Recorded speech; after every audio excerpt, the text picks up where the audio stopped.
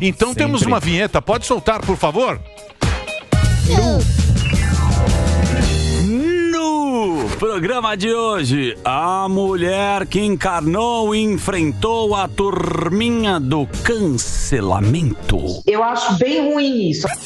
A autora do livro Cancelando o Cancelamento. Eu juro que preparei um material que vai fazer você ver essa questão por um outro ângulo. A jornalista, palestrante e consultora de risco reputacional que luta pela liberdade de expressão, Madeleine Lasco. Madeleine, está aqui, Madeleine. Fazia tempo que eu não te via. A última vez você estava aqui fazendo com Carlos Aros. Exatamente, Carlos. Na época do velho. Você começou com o velho aqui, né? Comecei em 1998 na Jovem Pan. Apresentadora de São Paulo. Agora era outra era geológica, né? O clima era diferente. São Paulo agora. Tinha sensação São Paulo térmica. agora. Eu era apresentadora. Que era tarde. Que era tarde. De vocês era na hora do almoço, né? Isso, mas a gente nunca foi lá no... Não, nunca chamaram. A gente era só... Não, eles eram, Lá do gente, B. era tapete vermelho pra É eles, nada. a gente era do AM. O elevador não chegava lá. Entendeu? A gente era do AM, a gente tinha que preencher boletinho pra ganhar hora extra. Ô, Madeleine, então você é uma jornalista raiz, daqueles dos antigos, não é dessa turma mais nova. O que você acha que mudou? Daquela época do Zé Pereira, do seu... O que você acha que mudou na turma? Eu acho que mudou o ambiente digital e eu acho que existe uma coisa que chama jornalismo. Que esteticamente se parece com jornalismo, mas que não é. Não tem o mesmo método de apuração, não tem o mesmo rigor. Vou te dar um exemplo. Fulano tuitou tal coisa. Isso é notícia? Isso é um vagabundo, Vira né, cara? matéria. É um vagabundo. Preguiçoso. O fulano tuitou tal coisa, primeiro que nem verdade é. O fulano tem assessoria, foi a assessoria que colocou, foi ele que colocou. Por que colocou? É parte de um plano de mídia, não é parte. Você tem que ver isso antes de falar para as pessoas. Só que o tempo das coisas mudou, né, Emílio? É muito rápido. Antes a gente fazia uma reportagem por dia. Hoje tem lugar que o moleque tem que dar 10 textos por dia. O que você vai cobrar dele de responsabilidade? Fora que nem tem, né? Nem tá aí. O negócio da clique. É muito rápido. Muito rápido. Ô, Madeleine, mas depois... Eu lembro quando você foi pra África. Fui. Por que você foi pra África? Porque eu tinha um nível alto na campanha de erradicação da polio. Eu trabalhava na ONU, na campanha que erradicou a polio em Angola. Eu era consultora do nível P4 em comunicação para o desenvolvimento. Eu fazia lá publicidade, advocacy, mobilização de voluntários. E a gente, felizmente, conseguiu erradicar a polio lá no ano de 2011. E você morou lá? Morei, grávida. Grávida, né? É. Não só morou. Daí quando eu vejo um tuiteiro, que eu olho que aquilo não faz uma salada de fruta, É isso aí. você avalia Que não como eu come me uma mão sinto. na salada de fruta. Eu fiz isso lá, era um trabalho que era meu sonho, assim, Emílio. Eu me preparei para minha carreira Isso foi internacional. quando? Foi que ano? 2010 a 2011. E você ficou na ONU quanto tempo? Eu fiquei na ONU um ano, porque eu estava grávida, minha posição era desacompanhada, porque era de altíssimo risco. Então, a sua família não pode ficar. Então, eu não ia mandar um bebê de volta. Eu não sabia que eu estava grávida quando eu fui. Caramba. Eu não ia mandar um bebê de volta, eu voltei com ele para cá. Aí, fui tentar a carreira corporativa, né? Não deu certo. Você é jornalista a vida toda. Você vai querer se adaptar lá no quadradinho. Não, mas aprendi muito, porque agora eu faço consultoria na área corporativa e eu sou sócia de uma empresa, GoNew. Você tinha que fazer o programa aqui, ó. Você tem que fazer aqui, você tem que trabalhar aqui, ó. O que? Na área corporativa? Não, na área de programa aqui. Tem Programação. Os programas aqui estão mais ou menos. Você podia dar um mais ou tapa. menos, mais ou Mas de menos. resto é tudo Mas certo. o povo vai querer trabalhar? Aqui na Jovem Pan. Tô zoando, o jornalista lá quer trabalhar. O Aros vai Os desligar o caras microfone. trabalhavam. Hã? Os caras trabalhavam, arrumou um jeito de não ter que trabalhar tanto, copia de um jornal, copia do outro. Tava aí falando das notícias de Israel. Nós estamos cobrindo a guerra sem ter correspondente de guerra. Exatamente. É verdade. Aí você vai mandar o cara pra lá, pro meio da guerra, ter que aprender outra língua. Não, não vai. É difícil, difícil. É difícil, né? Não, mas aqui ficou mais opinião, né? Hoje o jornal ficou mais opinião do que Do apuração. Apuração, né? O que é uma coisa assim muito estranha. Eu fui começar a trabalhar com opinião depois de 25 anos Mas de você jornalismo. manda bem. Você manda bem. Tem repertório. Sim, mas eu tenho repertório. Eu trabalhei no Supremo Tribunal Federal, fui assessora parlamentar, fui gestora pública, trabalhei na ONU. E, além de trabalhar na imprensa. Eu sei o que é que eu tô falando. E eu sei quem não sabe. Você tem uma bela carreira. Um currículo de palmas. Vamos aplaudir. E também você é uma pessoa legal, porque tem gente que tem uma carreira bacana e é um puta de um babaca. É escroto, mas isso quando a gente nasce de família pobre, você aprende. Falei pro Helder. Com vários. Tem que dividir banheiro. Dividir banheiro. Fica com o seu pezinho aí no chão. Sala da marmita. Ninguém na minha família quer saber de. Não tem diferença muito de um para o outro. Ninguém. Então, assim, você mantém muito pé no chão. Eu sou filha de bancário. Bancário do ABC. Eu fui estudando as coisas, mas também não acho que isso seja, vamos dizer, te faça uma pessoa muito melhor. Porque se você começar a achar que você tá arrasando. Ô, Madeleine, você tava falando do Twitter. É um negócio que é interessante que eu costumo falar lá, que existe o planeta Twitter. É um planeta, é outra coisa. Você acha que se dá muita repercussão, muita trela para o que é falado pelo Twitter? Por que o Twitter virou essa importância, sendo que não são meia dúzia ali, se você for juntar a população do Brasil, é meia dúzia de pessoas reclamando. Por que dão tanto ênfase, tanta preocupação para o YouTube, sendo que boa parte dos cancelamentos começam lá no Twitter? O Twitter, ele é minoritário, absolutamente minoritário em todos os países. Mas quem que tá lá? Jornalista. Então, no Twitter, é uma forma de você levar cancelamentos para a mídia. E de você levar coisas muito infames contra pessoas do tipo... Eu sou transfóbica para esse povo. O Léo Lins é racista. Então, para você carimbar alguém... precisa ser no Twitter. E também porque a imprensa bebe dali. Então é por ali que você começa a fazer uma espécie de concorrência desleal. Então por que você não pode ter tal comediante aqui? Não, você vai pôr o nosso porque o outro é racista. Você consegue isso no Twitter. Você não vai conseguir isso em outra mídia porque isso... pode ter até um público maior.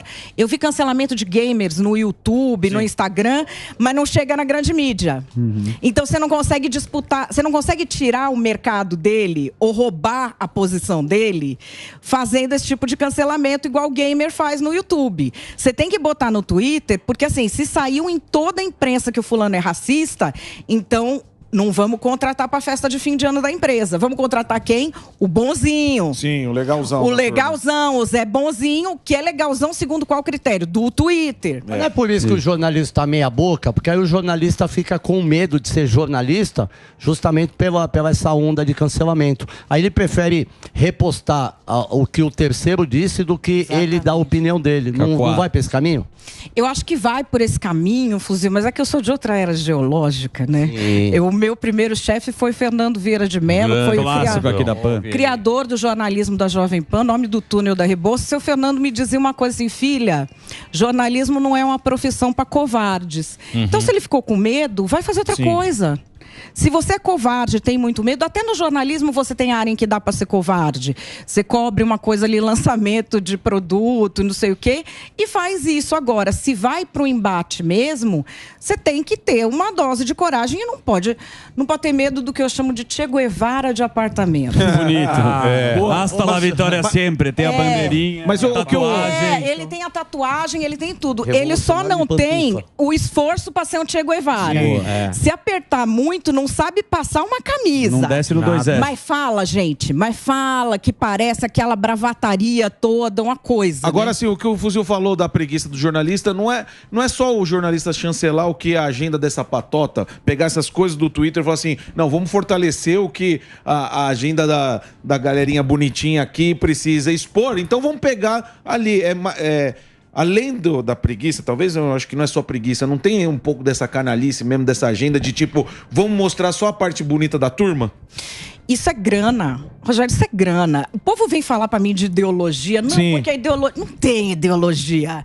Começa como ideologia, vira lucro, termina como pilantragem. É sempre assim. É isso mesmo. Isso é grana. Por quê? O que eu tô falando não é nem que o cara faz de caso pensado ou que pedem pra ele.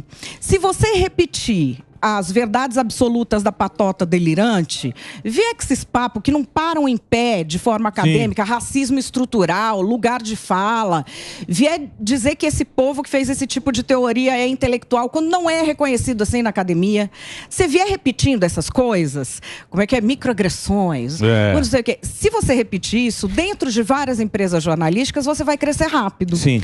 E se você for influencer, você vai arrumar publi muito rápido. Então é um jeito do cara crescer na carreira, é grana.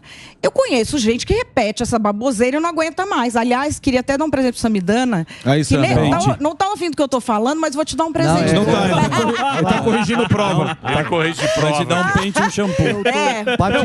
Olha, Tá esse é o livro. Acabei de fazer a segunda edição agora. É da Go New.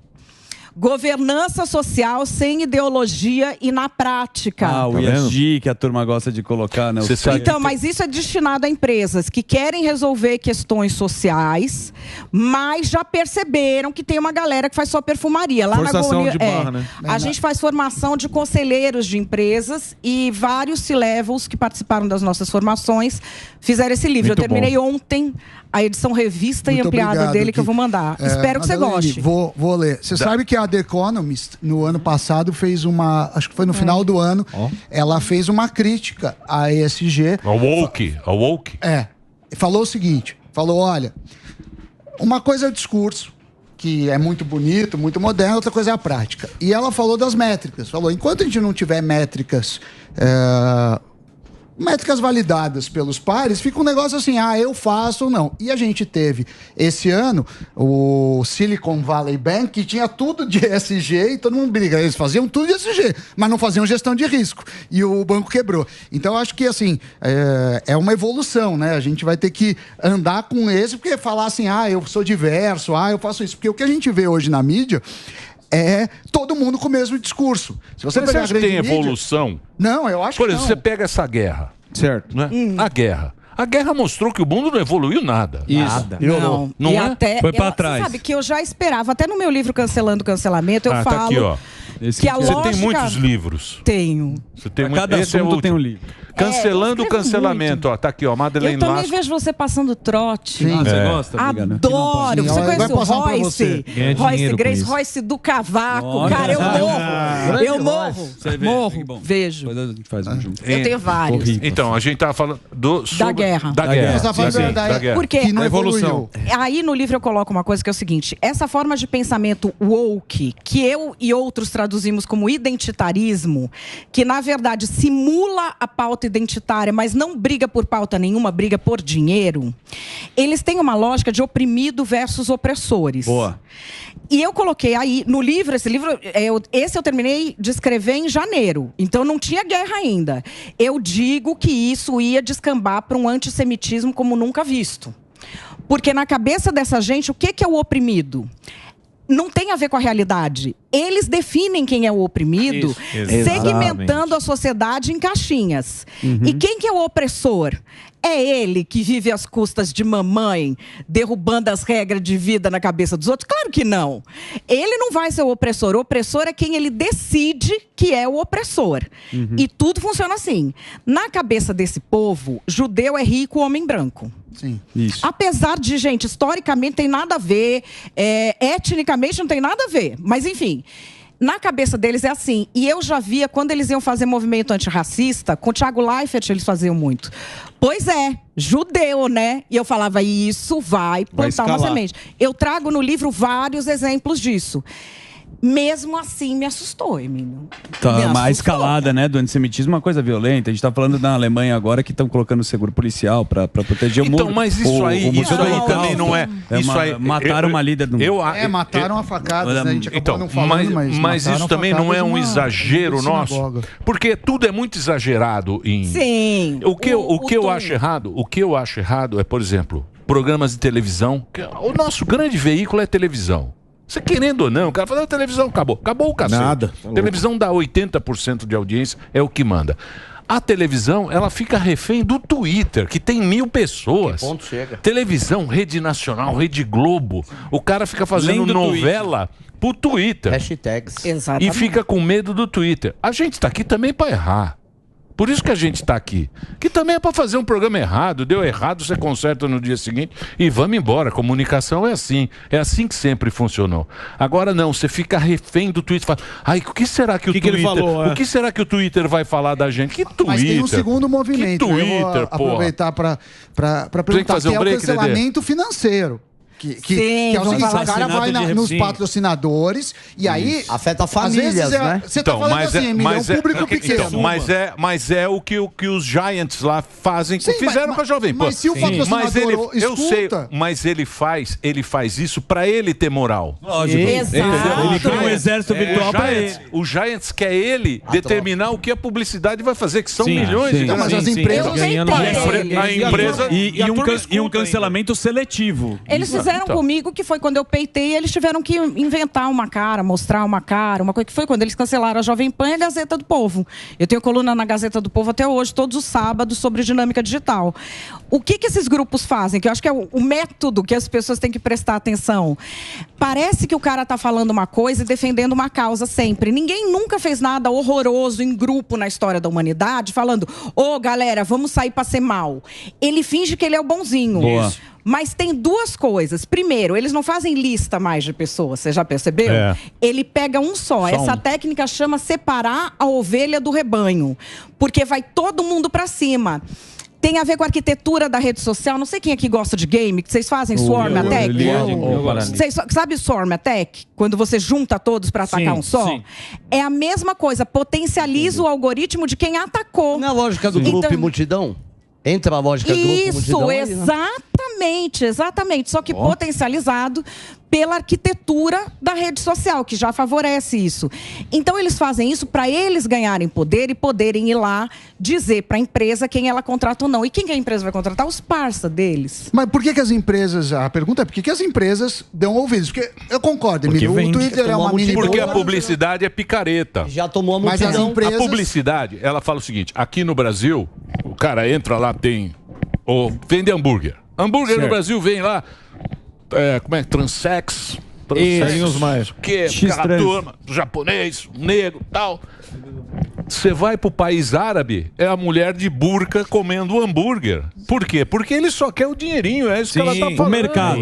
Sim, mas A publicidade mas o é a mais mercado não liga. vendida. Mas o- A mais vendida é publicidade. Mas o mercado não está preocupado com esse cancelamento e mesmo assim a empresa ouve. Não é que o mercado... Lógico que tá ligando. Mas tem a ver, mas Porque tem não- a ver com o ecossistema da empresa de publicidade. Mas a empresa não sacou esse... Não. Não sacou que o cara não é nada. Exato. É Porque por- o ataque, é. como ela falou, Porque vem um ele- exército virtual pra Exato. cima da marca. E aí você E potencializa aí a marca achando fica que é 3 assustada, vezes mais. porque ela não tinha engajamento com Exato. nada e de repente tem um monte de gente falando mal de uma coisa que não necessariamente Mas aí é pouca gente.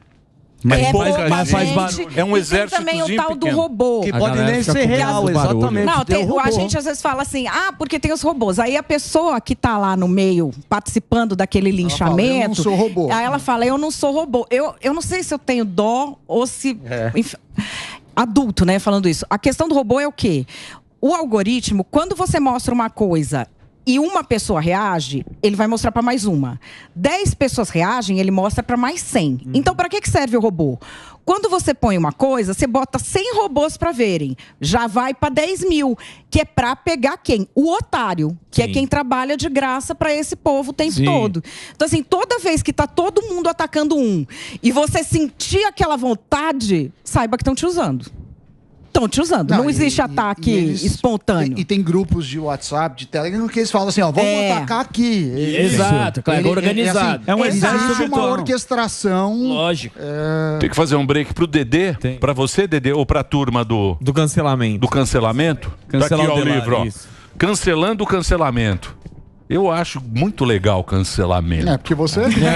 Sem cancelável. Eu sou igual... Sem cancelável, Emílio. Você é um patrimônio nacional. Eu sou... Tentar. Você já viu a foto do São Sebastião ou não? As flechas.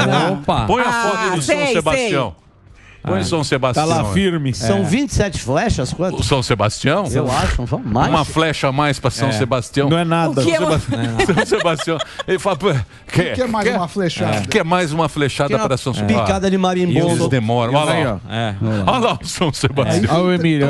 Ai, gente, vou mandar umas fotos de santo melhor pra vocês. As que passaram o Delari que desenhou. Gente, vou mandar as melhores, hein? Pelo amor de Deus. Vamos fazer um break pro São Sebastião. Isso. Vai lá, manda o break, Dedê. Bom, mas você acha... Olha, Reginaldo. É o Reginaldo. Reginaldo. Olha lá. Beijo pro Reginaldo. Foi meu operador em outra era geológica. Isso aí tem patrimônio da Jovem Pan. Caramba, esse aí, hein? Esse é o patrimônio também. Esse é bom. Você tem que fazer aqui o programa. Sim. Vou fazer uma campanha. Já passei da idade de fazer programa. Não. Tem que vir aqui fazer o... Ela não quer ganhar pouco. Não, vem aqui ganhar pouco. A Milf da Pan. Milf é mães independentes, lindas e felizes. Eu vi na revista do Jequitis. Você tem que vir aqui e fazer programa aqui na Jovem Pan. Aqui tá... Posso fazer um... Tem que entrar no lugar do Sami. No lugar do Sami. Sami Dano. Eu quero entrar na concessionária dele. O Semi-9, o Semi-9. Manda uma Mercedinha pra mim. A MF Import, melhores blindados. Você tá onde? Blindados. Eu tô... Olha, eu sou uma jornalista que consegue trabalhar em todos os polos ideológicos ao mesmo tempo. Eu tô diariamente no Antagonista, 5 da tarde, com narrativas antagonistas. Tá que eu falo fato, a narrativa da direita, a narrativa da esquerda e a minha opinião. Boa. Eu tô de segundas e de sextas no UOL News, comentando notícias. Aos sábados, eu tenho uma coluna chamada Cidadania Digital na Gazeta do Povo. Eu sou sócia da GoNew, uma edtech de formação de executivos e de conselheiros também. E também tem uma coluna no Instituto Monitor da Democracia. Mas como estava pouco, que eu estou competindo com o pai do Cris... Tava pouco, tinha muito tempo sobrando. Né? Eu falei, eu vou entrar nessa briga pela liberdade de expressão. Porque o cancelamento é uma forma de você acabar com a liberdade de expressão. Sim, perfeito. Então, eu tô trazendo isso para vocês em primeira mão. Primeiro, eu fiz um podcast, que é toda quarta-feira à noite, 8 horas da noite, se chama Pode Falar. Brega pra caramba, né? Adorei. Eu gosto de coisa cafona, raiz. Pode falar. Adoro. Pode falar. Então. Mas tá... Que, aliás, o primeiro episódio foi com o Léo Lins. Boa, muito boa. Aí, eu agora, do podcast, a gente desdobrou para um projeto, que eu tô falando aqui pela primeira vez no nome. Aí sim. Aliás, coincidência, porque a gente chegou nesse fim de semana ao formato final.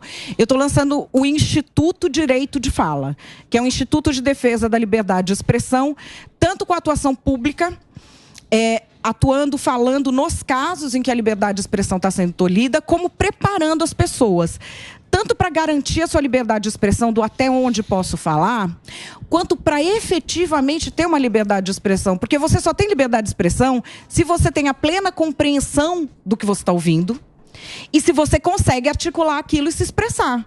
E hoje a gente não tem isso.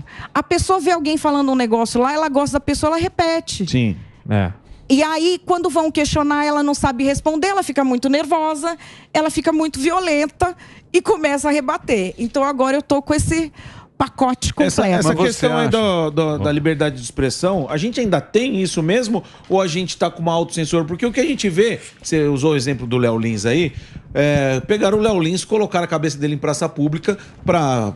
Pelo menos para os comediantes falam, não faça o que ele fez, que não, onde você vai parar. Isso acontece com o Léo Lins, já aconteceu com o digital influencer, acontece com um deputado. Tipo, não faça o que a gente não quer, senão você vai acabar que nem esse cara. Você acha que a gente ainda tem a liberdade de expressão?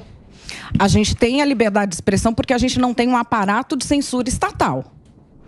Mas a autocensura não é complicado? Quando eles usam isso pra gente se autocensurar, não é a autocensura, ela é complicada, é por isso que eu abri o Instituto. Porque a gente tem que saber brigar contra isso. A autocensura, quando você tá sozinho, você fala, não vou falar nada. Mas se tem várias pessoas juntas, cada um vai ter o seu momento que consegue botar a cabeça pra fora. Então, por isso que precisa juntar. A gente não tem uma censura no aparato estatal, mas o espaço da liberdade de expressão ele está sendo reduzido porque as pessoas têm de repetir bordões dos grupos aos quais elas pertencem. Se ela não repetir aquilo, o próprio grupo ataca a pessoa. Se o cara... Vou dar um exemplo. Quem lacra não lucra. Sim. Como isso se passa? A pessoa fala, quem lacra não lucra. Eu Isso falo, é brega também, né? brega. Como é brega? Olha quem lá... Vem aqui pra mim. Quem... Olha, lição de bom. Olha, quem lacra não lucra. Eu preciso. Qual é o problema? Você vai fazer uma avaliação. É muito cafona. Você vai fazer uma avaliação fática, uma avaliação lógica. O problema é precisamente o oposto. O problema é que quem lacra, lucra. Por isso que você tem o Sleeping Giant. E muito. Aí eu falo isso, a pessoa fala, então você é a favor do Felipe Neto? Quer dizer, a pessoa nem compreende qual é o tema que está sendo debatido. Nem leu o que você ela falou. cata uma frase, quem lacra não lucra, ela acha a frase legal porque ela se sente espertona falando aquilo. Aquilo não tem ponto de contato com a realidade. Mas quem está falando, ela gosta, ela sai repetindo. E quem fala o oposto, eles se juntam para bater na pessoa. Mas isso não é uma visão que tem lá nos vez, Estados Unidos? Por exemplo, a gente viu da Budweiser lá, os caras fizeram lá. Eu converso com ela. Gordo conversa. Ele quer uma consultoria sem pagar, né, Emílio? Nós conhecemos isso aí, como é que funciona. Lógico, né? Tem a divulgação. É uma permuta aqui. Mas isso não é, se lacra não lucra, não é questão que nem lá nos Estados Unidos a gente vê isso. Quando tem uma forçação de barra da cultura woke, as pessoas boicotam. O caso da Budweiser tem um um exemplo. caso, que é o da Budweiser. Só. Então, mas tem da Target, tem vários. Tem da Target, mas que tem perda de ação na bolsa. Tá caindo também. Não, a Disney também está saindo por conta de... Está caindo por conta de trabalho atabalhoado de inclusão também. Perderam muitos CEOs, perderam muitos C-levels, porque foi aquela coisa de cota. Quando você cria uma cota para o cargo mais alto, o cara que entra, já está todo mundo pronto para puxar o tapete dele. O que aconteceu na Disney? Foram fazendo isso de cota, de mulheres, de negros, de não sei o quê. Sim. O que acontece? Já estavam prontos para puxar o tapete da galera. A galera tá saindo. Até que porque CEO, né? cota funciona na entrada. Cota não funciona... Isso assim, tem estudos mostrando. Na entrada, na igualdade de oportunidades, funciona. Você dá como prêmio o cargo mais alto, não funciona porque a pessoa entra lá com o alvo nas costas. Todo mundo querendo puxar o tapete do cara. E mais uns que já são preconceituosos mesmo, querendo dizer, não, porque mulher não faz, não, boa, porque não é. Já tem. Aí junta a fome com a vontade de comer, né? Mas sabe que eu mais gostei do livro Cancelando o Cancelamento? Um belo título, inclusive. E qual é a ferramenta? Belo título. Muito obrigada. Qual é a ferramenta para você não ser cancelado? Não... Olha lá o que ele quer ser. Todo mundo hoje em dia quer ser. Eu tô tentando rico, fazer uma bonito escada pro livro maravilhoso dela, porque ela teve algumas visões. Uma sobre o crescimento do antissemitismo, como você citou aqui. São ferramentas que utilizam para cancelar. Como é que combate, então? A questão não é se você vai ser cancelado, é quando. Porque enquanto houver permissividade com pessoas que se juntam em grupo para atacar outras e não permitem perdão, compaixão e nem redenção, vai existir o cancelamento e esse povo vai ganhar dinheiro e o seu dia vai chegar. O que você tem que ter é o seu grupo para quem você fala, que te conhece. Nicho. E um colchão, vamos dizer, de credibilidade, de que você é bom naquele nicho e que não vão te tirar.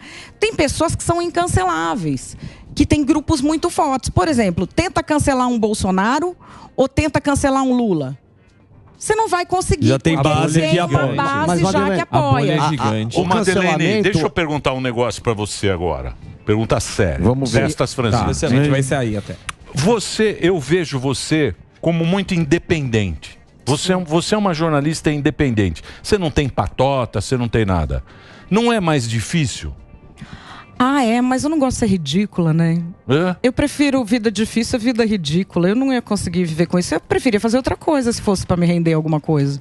Porque aí aí as pessoas ficam, né?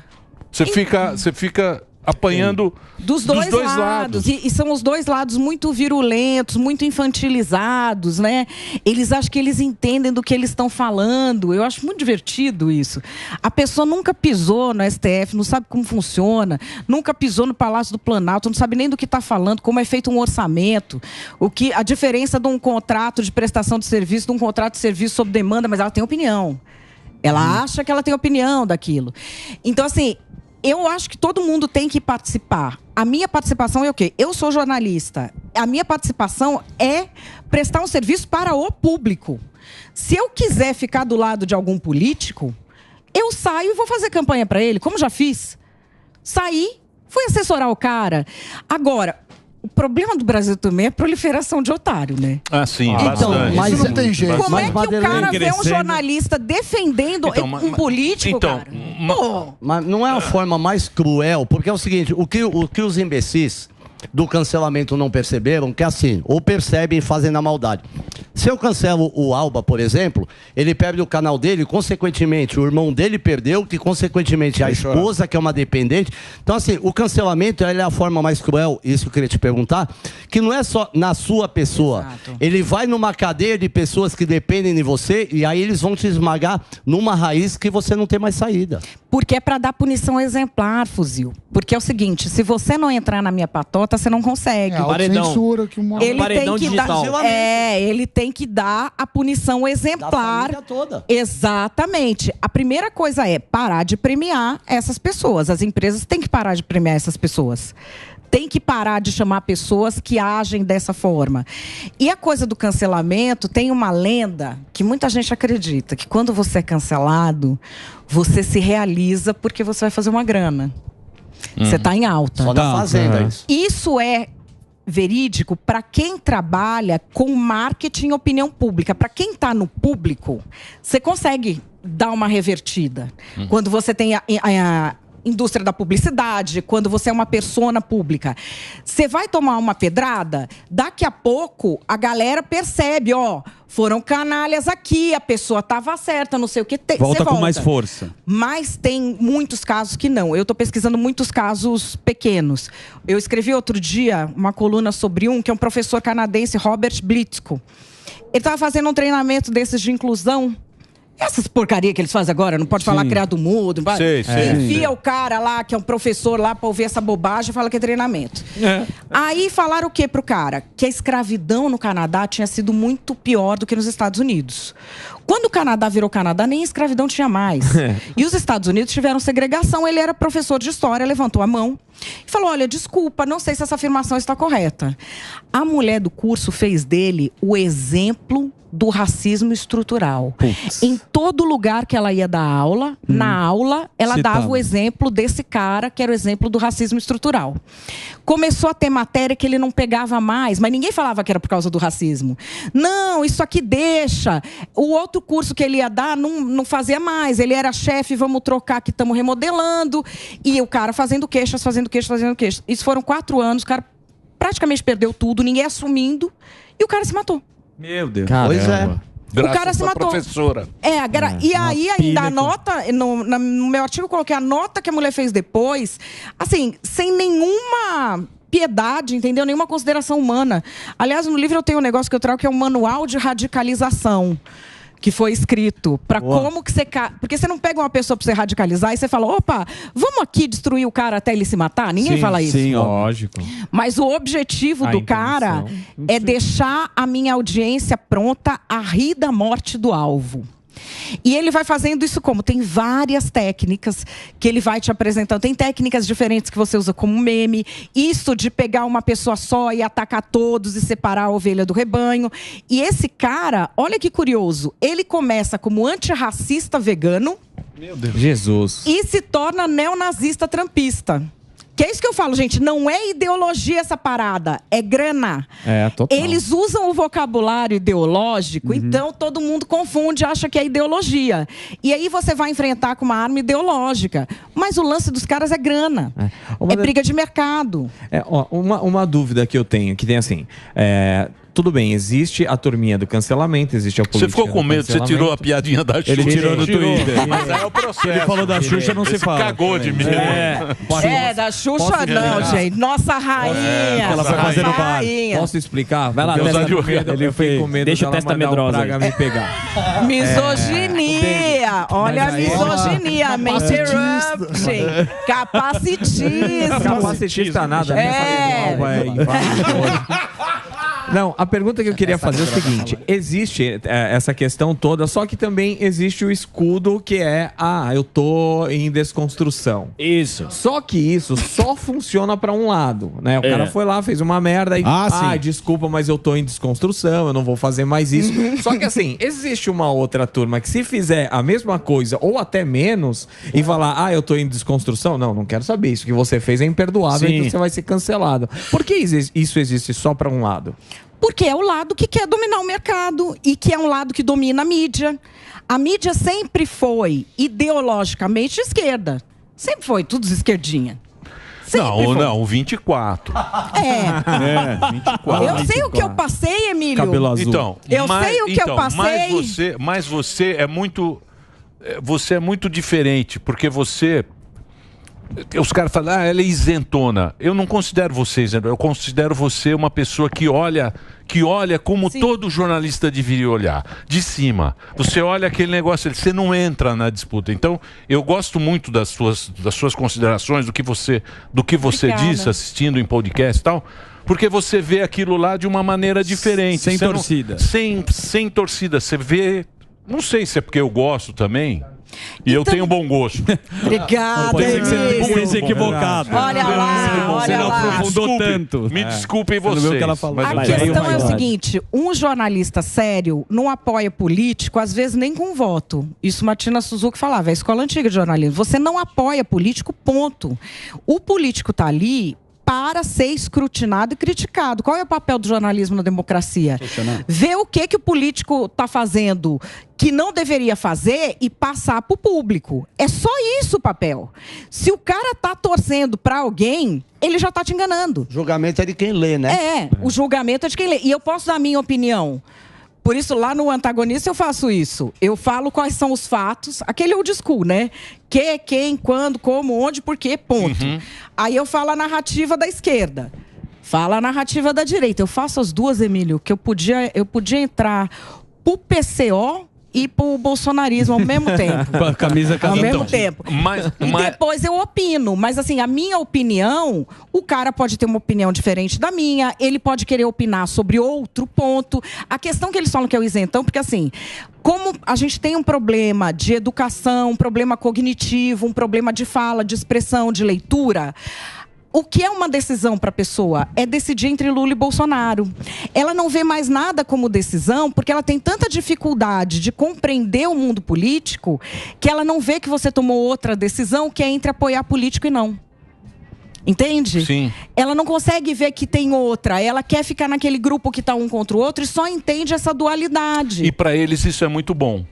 Claro que é, para política é maravilhoso. Ele político. Não, precisa da divisão. Porque você só tem um para brigar.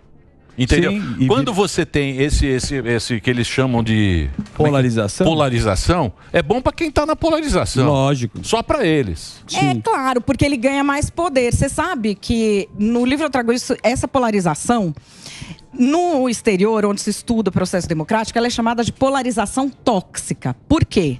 Porque não é mais um debate político. Você desconfia moralmente de quem tem uma visão política diferente da sua. Então, se o cara é luloafetivo, ele vê um bolsominion, isso aqui é terrorista. Se o cara é bolsominion, ele vê um luloafetivo, isso aqui não deixa nem chegar em casa que é apoiador de ladrão. Ele não consegue ver que é só um voto, que é uma parte da vida da pessoa mais. Nas sociedades onde isso vai se instaurando, você está tendo fechamento democrático no mundo inteiro. Então, mas é porque virou moda, né? Mas isso é agora, o meu pensamento, eu sou... Você é o quê? Eu sou rabugento, mas eu sou otimista. Imagina. O meu pensamento é um só, é que isso sendo moda, a moda passa. Opa! E a melhor coisa do mundo é se isso passar essa moda, sabe? É uma moda, é uma moda. Eles estão muito por cima, os políticos, a política. Pô, a gente faz programa meio político. É moda. É moda? Tomara que Mas seja. será que é moda ou será que faz parte do que ela falou no começo da entrevista do algoritmo? Eu acho que é o algoritmo que colaborou. É porque virou uma novela do mundo real. Mas as pessoas estão acordando, o gigante acordou. As pessoas estão aprendendo isso. Eu lembro que eu comecei a falar dessas coisas em 2015. O povo me tratava de louca, porque não tinha percebido ainda, entendeu? Mas as pessoas estão se ligando. Eu acho que esse povo... Você lembra quando tava na moda aquele cabelo chitãozinho e chororó. Opa, mullet. Adorava. Mullet. Que é aquela coisa que você vê que tá na moda. Ninguém gosta, mas não dá pra você falar que aquilo tá ridículo. É a volta da pochete. Tipo, pochete. Pochete que tá na moda. Pochete pra ir no Lollapalooza. Pra ir no Lollapalooza, você olha e fala, mano, 40 anos na cara. Isso. Boné do MST pra fazer cosplay. Falei pro Patrick Eles Maia. fazem cosplay de MST. Pai de pet. Pai de pet, pai Também, de tudo planta, moda. Pai de tudo planta. moda. Pai de pet não, vai Porque dormir. assim, Vamos é o dormir. tipo de coisa que pegar mesmo não pega com o povo. Não. Com o povo não pega isso aí. Com o povão isso aí não pega. Não Saca de pega. saia. Aí o que acontece? Quem é de uma elite, a elite ela tem voz na imprensa, a elite ela tem voz na publicidade. Tá nessa aí, entendeu? Tipo, o cara ele queria ser um revolucionário, ele queria ser um Che Guevara. Ele vai sair do quarto dele, que mamãe leva lá? Não, o leitinho achocolatado pra ele? Tomando todinho não, e ele vai jogando ficar lá. videogame. Então Leite com esse pera. povo tá fazendo isso agora. Os revolucionários do Leblon. Os demais já se deram conta que chega. Estão trabalhando e pagando boleto. Estão começando a tentar parar com isso. Primeiro se tentou por meio da política. A gente viu que não adianta muito, por quê? Porque os dois lados lucram. Isso. O que é a favor lucra porque cala todo mundo, e o que é contra lucra porque ele é a única forma de combater aquilo. E aí muita gente fala assim pra mim, não, mas como que você quer combater o cancelador se você não usar a mesma arma dele? Aí, o que você tá querendo combater? Ele tá certo ou tá errado, caceta? Se ele tá errado, o jeito dele fazer as coisas não pode ser o vencedor. Você tem que agir de um jeito, porque assim, o cara que é ruim, quando que ele ganha de você? Quando você vira ele. Se você vai cancelar o cara, você dá razão pra ele. O mundo dele é o que impera. E quem que cancela melhor? É o cancelador atual, que já é o pioneiro, que já tá por cima. Essa que é a questão. Tem que parar de poder valer essa lógica. Tem que parar de calar pessoas. Porque eu vejo isso, estão calando o Danilo Gentili. Danilo Gentili acho que já dorme no fórum, né? De tanto processo. Já não sai. Ele já tem a casa lá no fórum. Tem um motorhome lá. Tem um motorhome. Isso de comediante processado, gente. Pois é. Loucura do caramba. É novo também, é moda também. Se o cara conta piada, é sério. Se o político fala um negócio, não era isso que ele queria dizer. Se você falar sério, a barbaridade, beleza. Se você contar uma piada, é pior. É pior. Não, é engraçado isso. Outro dia eu peguei um cara falando... Mas isso é burrice do ouvinte, né? É burrice. Por quê? Qual é a lógica dele? Cancelar o cara que eu gosto, eu vi o outro que tá lá falar um absurdo, agora eu vou fazer o mesmo pra cima dele. Tem uma...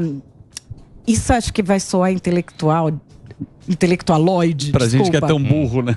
Não, mas é porque assim, é um sentimento... Eu entendo e eu falo pra ele. Não, é um sentimento que é uma palavra que existe só em alemão, que chama Schadenfreude, que você sabe o que é? É a pimenta no dos outros. Exatamente, Schadenfreude é o sentimento de prazer que você tem quando vê alguém de quem você não gosta se dar mal. Exato. Esse é o principal motor da rede social. É isso aí. Aí a pessoa fala pra mim, não, mas eu sinto isso mesmo, eu acho que tem que se ferrar. Ok, você pode sentir muita coisa.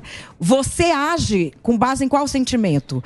Não dá pra você agir com base nesse sentimento. Por isso que reality show dá certo. Você quer ver aquele que você não gosta ser eliminado. O jurado, o jurado zoar o seu prato, se é um reality de comida. Sim, só que quando você age na política, você age na política com base em quê, por exemplo? Que isso do cancelamento, você quer incluir... Você está incluindo com base em quê? Com base em xingar quem você não gostou do que falou? Isso não vai incluir ninguém? Vai incluir quem? Então, mas quando é que a gente viu de uma discussão política ultimamente que o cara vai discutir política pública? Não tem mais isso. Não tem pauta. Não tem mais essas pautas. Não tem mais. Não tem plano de governo. Você é nazista, você não sei o quê. Debate. Ninguém traz pra prefeitura, né? Exatamente. Pra prefeitura, os caras estão discutindo. Então, enquanto houver otário, o malandro não morre de fome. Boa. Né? Eu queria isso. pôr essa frase na bandeira nacional, então, Emílio. mas aí também, o que nós vamos fazendo? Também não tem jeito. Eu acho que tem. Pátria educadora. A questão Pátria educadora da Dilma. Da Dilma. Que não da funcionou. Dilma. Então, mas isso era dar dinheiro pro cara fingir que tava fazendo faculdade, né? Também. Mas assim, a formação de base é uma coisa fundamental. E a outra coisa é as pessoas entenderem que as redes sociais mexem com as nossas emoções. São decisões emocionais. Então a pessoa acha que ela racionalmente está decidindo uma coisa. Mas no ser humano não existe, não é um bicho capaz de decisões racionais. É um bicho emocional que também raciocina, ou seja, que também faz uma organização lógica do pensamento. Mas a gente tem que saber que o primeiro da gente é o coração. Por quê? É emoção, né? É emoção. Então, assim, quando alguém de quem eu não gosto se deu mal pra caramba, eu fico mó feliz. Sensacional. Delícia. Como é que você usa isso, por exemplo, para fazer um jornalismo isento? Eu não gosto de um cara. Fala um negócio que ele se deu mal. Eu vou olhar redobrado, vou falar, peraí. Eu tô tanto Agora que eu vou dar notícia, né? Não, eu não vou dar essa notícia. As pessoas usam essa ferramenta. As pessoas já vão querer falar. Como eu sei que isso é um viés cognitivo, eu paro e falo assim, não. Deixa eu ver direito, porque eu quero tanto que esse cara se ferre. Quero tanto. Que eu vou pra fonte. Que eu tô indo atropelando a lógica, atropelando o bom senso, atropelando tudo. Então, isso é uma coisa. A outra coisa, além de conhecimento de você, aprimorar a habilidade de leitura, de expressão. A pessoa fala assim, fulano fala a verdade porque o fulano está xingando. Nenhum adulto que está xingando num espaço público está falando a verdade, ele está te engambelando. Ninguém gosta de conviver com quem é desagradável o tempo todo. Você vai levar para sua casa um cara que abre a geladeira, põe o pé no seu sofá? Não vai. Ele está fazendo isso por quê? Porque ele chama atenção, você vai dar poder para ele, ele vai ganhar poder com isso e aí lá ele vai se comportar e você vai ficar se comportando feito um porco e ninguém vai querer falar com você. Então acho que tem isso, da pessoa ir aprendendo e sabendo onde se colocar, né, Emílio? Sabendo identificar o que é uma narrativa política, que são aquelas frasezinhas. Narrativa. Mas acho que... É difícil porque hoje em dia, que eles chamam de pós-verdade. Isso. Né? Você tem um fato, a guerra. Você tem um fato... Cada um vê aquilo lá. Tem a sua versão. Não entende nada, a gente não entende nada, mas você tem a sua opinião formada sobre aquilo que está acontecendo. Como se estivesse em Gaza, inclusive. Claro. Né? o cara não sabe nem onde fica. Você deu um mapa. Pega uma baldeação no metrô. Mas... nunca foi em Osasco. Então, mas isso aí o jornalismo perdeu. Porque, por exemplo, como é que eu fazia? Eu pegava a página 2 da Folha, aí eu lia lá o editorial, tinha os colunistas que eu gostava, e a minha opinião, ela estava ali, eu falava, caramba, eu concordo com esse cara. Aí veio essa rede... que ficou uma confusão danada, mas também é bom, né? Também que se dane. Porque os eu acho que a gente está navegando. A gente está navegando, as coisas mudam. Né? Tudo muda, vem moda, passa moda. Então, assim, a gente já achou que isso aí era a libertação, agora vai ser democrático. Lembra? Lembra? Eu acreditei nessa. Você sabe que eu fui da equipe que fez todo o arcabouço técnico para botar o STF nas redes sociais. Eu fiz isso. Você foi do STF, né? Fui no STF, ganhei prêmio da ONU no STF, pelo meu trabalho no STF. Pô, Madeleine é fera, amigo. Fera. É que você não é muito Robert. Low profile. Você é muito low profile. Você é eu sou mesmo. Você não é Robert. Não, mas é que o meu... Eu sou da época que o jornalismo era um business, era um ofício de ler, de escrever. Eu gosto muito de dar aula. Isso de aparecer é uma coisa que... vinha pra mim, pra você também. A sua geração era isso. A gente aparecia como uma parte do ofício. Não era um objetivo aquilo. Sim. E isso era trampo. Estamos aqui trampando. Trampando. O meu trampo é o quê? Eu vou servir mesa, beleza. Eu vou aparecer aqui, beleza. Só que o trampo de aparecer, a gente tinha uma noção de que aquilo tinha uma responsabilidade. Ninguém colocar botava, a cara, né? Você coloca a cara. Você coloca a cara, você tem... Por isso que eu falo pro povo, eu não levo a sério nada que ninguém fala anônimo. Não levo. Se é uma denúncia pra polícia, não sei o que, ok. Mas se é uma opinião que a pessoa usa do anonimato... Num avatar do Twitter, meu amigo. Não dá pra você levar a sério. Mas eu acho que isso de querer aparecer muito, ou de falar gritando, de ter verdades absolutas, surfou um pouco essa onda dos influencers. Mas o que eu vejo agora é que as pessoas já começam a se conscientizar. Também porque enche o saco, né, Emílio? Por isso que é importante você estar aqui hoje e, é um privilégio conversar com você. Vai me dar... Eu sou muito fã da Madeleine. Tá aqui, ó. Deu show, hein? Devia estar aqui na Jovem Pan. Terceiro convite que você não aceitou. Ela não quer ganhar pouco, sabe o que a gente fala. Tá aqui. Não, mas só se for com o Emílio. Então faz. Só se for com o Emílio. Emílio e Madeleine. A última vez você fazia com Aros. E entrava Inter. Quando foi? Aquilo até 2016. Não, mas aquilo eu tive vários partners. Teve Aros, teve o Marcelo Matos. Era um programa só, chamava Radioatividade. Vai voltar. Que foi o primeiro projeto de podcast. internet. Eu trouxe um projeto de podcast aqui em 2014. Caramba. Precursor. Mas ninguém levou a sério. Ninguém acreditou. Imagina, podcast. Aí o que eu resolvi agora na minha vida? Eu sei que quando você vem com uma coisa antes, porque você está estudando, as pessoas não levam a sério. O primeiro curso que eu fiz de como o mundo digital ia impactar o jornalismo foi em 2001. Na Universidade de Austin, no Texas, chamava Computer Assisted Reporting. Nossa. É o chat GPT da época. Então, mas aí eu vi que não era só uma máquina, que era uma nova forma de relacionamento. Aí eu trazia essas coisas, ninguém acreditava. Sim. Aí eu falei agora, eu não vou levar para os caras que não vão acreditar. Eu escrevo o livro, aí eu deixo o livro lá publicado. 5 anos depois o cara fala, a mulher falou 5 anos para trás que era isso, entendeu? E agora também consegui isso de trabalhar nos 3, né? Sim. No UOL, na Gazeta do Povo, no Antagonista, me vejam lá as narrativas hoje do Milei. Eu faço a narrativa de esquerda e a narrativa de direita. Esse Milei também é... Eu já encontrei com ele, homem que usa Suíças. Já. Eu fui dar uma palestra. Os caras mandaram aqui, ó. Você sabe que eu vi? Você sabe Você sabe que eu vi os caras votando? O cara tem um boné. O cara com boné com esse negócio. Eu falei, meu... O Alba que emprestou. Eu vi. Isso aí é de uma com a serra elétrica. Fala pra mim, isso aí é política, Emílio. O Alba que isso aí não é emprestou. política. É de um anime. Mas aqui tem o fantasma do comunismo também. Fantasma inócuo, né? Porque tá aqui, se tem o fantasma do comunismo, isso aí não precisa nem 2 Ave Maria pra ir embora. Que não deu certo em lugar nenhum do mundo esse negócio. Não dá. Mas estão tentando. Ô, Madeleine, obrigado. Tá aqui o livro, ó. Essa jornalista aqui, jornalista com J bem maiúsculo. Opa. Tá aqui, ó. O livro é o Cancelando o Cancelamento. Prazer conversar com você. Boa sorte. Espero que você venha trabalhar aqui com a gente também. Toda segunda-feira vai estar com a gente agora. Eu quero trabalhar com o Emílio. Bom, Emílio. Eu quero trabalhar com o Emílio. A gente fazer um Classic Pan.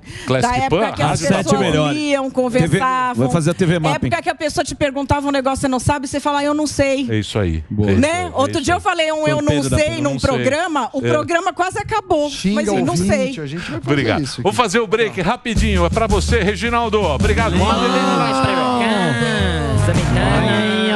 Sammy.